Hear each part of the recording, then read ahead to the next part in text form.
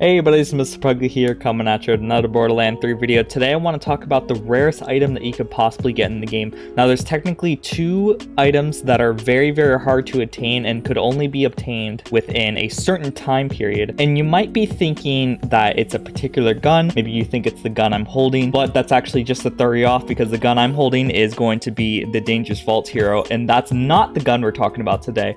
The gun that we're talking about today, I'll say in a few moments, but before we get into it, don't forget to like, comment, subscribe, and follow me on the Twitch on the top right. You have no idea how much helps me out, and let's get into it. Legendary? Whoa!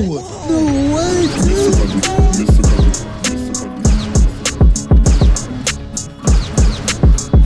The gun we're actually talking about is going to be called the Superstreamer. Now, the reason why I consider the Superstreamer to be more rare of a gun than the Dangerous Vault Hero is due to the fact that the VIP system that you could get the Dangerous Vault Hero from, which is the gun right here, just so we have it hanging around so you can look at it just in case you're unaware. This is a gun that was available from our VIP system before Borderlands 3 was released. You could do a bunch of things like redeem codes and stuff to get points, and if you purchase 8 different guns or weapons for Borderlands 3's release, there are generic like legendaries. I think there might have been a purple, but I'm not too sure. I think they were mostly legendaries. You would get the Dangerous Vault Hero if you purchased 8 weapons from the VIP system. And this VIP program was actually running from, I believe, July. I actually have an email, the original email for the VIP system, but I honestly don't remember the specific date. I'm sure if I looked at the email, it would tell me, or you guys could correct me down below. But pretty much you would have up until the game was released to actually get it. But the actual Vault Insider program wasn't actually abolished or discontinued until May 18th of 2020. So you could actually get this weapon while the game was still out and people were playing it. You could get it for almost 9 months total. You'd have like a 9-month period to pretty much get the Dangerous Vault here. And I believe you would get 2 because I for some reason have 2. So there might be 2 that you get, but I honestly don't 100% remember, but my bank has 2. Anyways, the important part is the actual important star of the video is the Superstreamer. Now, the Superstreamer was a gun that you could only get from March 31st till June 1st. And if you didn't get it from then, you wouldn't be able to get it, just like the Dangerous Vault Hero. But the reason why I consider the Superstreamer to be even more elusive and more rare is due to the fact that you would, one, need Twitch Prime. So that's a paid service, as you guys know, to get this free item. So not everyone even uses Twitch. Not everyone even has Twitch Prime. I use Twitch. I stream on Twitch, obviously, but I don't have Twitch Prime. And I unfortunately was only able to get this weapon because a friend gave it to me. I was checking the unique items and I saw this weapon. I'm like, hey, does anybody have it? And someone gave it to me. So I was very grateful for that. As well, with this weapon, you'd also get 3 golden keys, but that doesn't really matter. The Superstreamer was the exciting part. Now, the Superstreamer is a very interesting gun. When you got it, it was guaranteed to be the level of your character when you claimed it. If your max level at the time was 57, you would get it at level 57, and it would always come with this Anointment on action skill and splash damage is increased by 125%. When this gun came out, it didn't come with Mayhem level, so it was unfortunately very bare bones. It's not very powerful because of that, but at least it's stronger than a level 12 Dangerous Vault Hero. But you would only have 61 total days to get this weapon, so it's very elusive. I would consider it more rare than the Vault Hero because you get 9 months in total to get it, and it was free, while this one was a paid service that you had to get. I'm pretty convinced that this is the rarest item in the entire game, and people just don't talk about it. I didn't even know about it until like last month when I looked it up. It's very interesting. Let's actually talk about what the weapon can actually do. It's a TDR shotgun similar to the Everblast, which I actually have because this is my TDR build. The Everblast Plus is a MERV homing TDR that spawns 4 grenades when you actually toss it out. But the interesting part about this, it's the same thing. It's literally the same exact parts, except it can spawn 5 grenades, which is really cool. So it's just 1 plus up from the Everblast.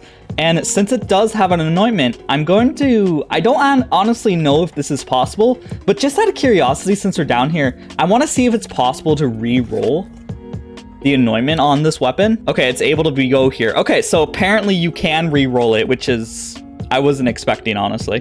So, no, you can't. Oh my god, guys. Okay, you can spend the Iridium, but it doesn't change. Look, my Iridium counter is going down. The Anointment is not changing. That is dumb. You could... Okay, so if you guys want to just spend all your Iridium, you have nothing to spend it on, just waste all your Iridium here. Just spam it a lot, guys. It's like the best way to waste your Iridium. Anyways... That's crazy that you can't change it. I mean, granted, I didn't think you could change it, but it's stupid that it takes iridium.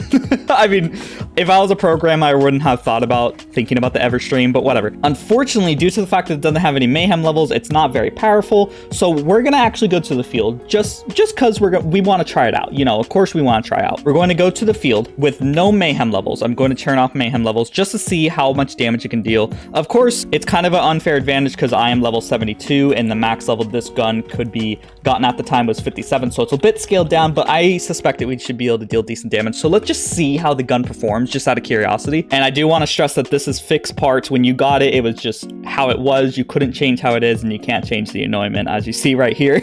On Loot Lemon, I was checking up on Loot Lemon, and it said that it didn't have any anointments, and it came at level 60, but that's actually wrong if you check some sources. So make sure to check multiple sources when researching this gun, because that's what I had to do to make sure this video came out successfully. But let's go over to some enemies and see if we can actually deal some damage at all. Oh, and I forgot to mention the skin on this Twitch specific gun is very Twitch-like. It's purple, very, very nice. It'd be nice if there was a Twitch logo on it, but you can of course change the weapon skin if you'd like. But the purple looks really nice, I gotta say. It's very slick skin. And if you look right here, you can actually see it has a little vault symbol, which is very cute, which isn't seen on the Everblast, so that's very cool. All right, let's just toss out the weapon, see how much damage we can deal. I'm gonna summon Iron Bear so we have Revolter. Since this is no mayhem, you should suspect that the damage we can deal. Oh wait, these guys are level 17. Let me go over to, let me just go to Mayhem 1 because I forgot I'm on normal mode. All right, that's more like it. These guys are now around our level. I'm going to just send it out, see how much damage it can deal.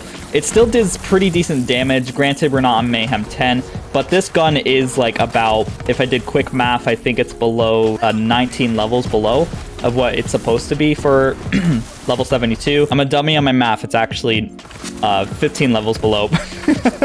But that was just on top of the brain. So this weapon actually does pretty decent damage despite it being very under-leveled. But I guess if we really wanted to test it, we could go to higher mayhem levels. I don't suspect it would deal decent damage on higher mayhem levels, but we have a lot of things going with us since we're Moze. Splash damage is basically the name of the game. Let's just, you know, out of curiosity, let's just go to Mayhem 10 just to see if it does any. Let's go to Mayhem levels, see if it scales decently as well there because we're killing these guys in one shot. All right, let's try it out now. I suspect it'd be a lot worse. No, we're still one-shotting these guys, which is weird. I wasn't really expecting it. Oh no, I don't think we are. I think that was Iron Bear that one-shot the one dude. It still deals decent damage, arguably. Not like the best, obviously, but it still deals okay damage for a weapon that's below 15 levels, which was really unexpected. I wasn't expecting to deal this much damage. Let's test it on this guy real quick, just because we don't have Iron Bear out. It'd be a nicer test that way. Oh, we're down. Hold on. Yeah, the damage of this gun is honestly pretty good, despite it not having any mayhem or anything. So I'd say that this gun is still like decently usable, but like obviously not to the extent that you would want it to be at, but still it does surprising damage for not having any mayhem or anything like that. And I could keep talking about this weapon, but there's not really much else to cover about the Superstreamer. I'm just going to, just out of curiosity, kill Captain Tron just to see how fast we can kill it. So I'm just going to do the same setup I normally do, but I'm not going to summon Iron Cub because I know Iron Cub could just one-shot this dude. So I'm just going to send out a bunch of the Mervs, switch over to my Guardian Angel just to see how much damage we can deal. See, it's okay.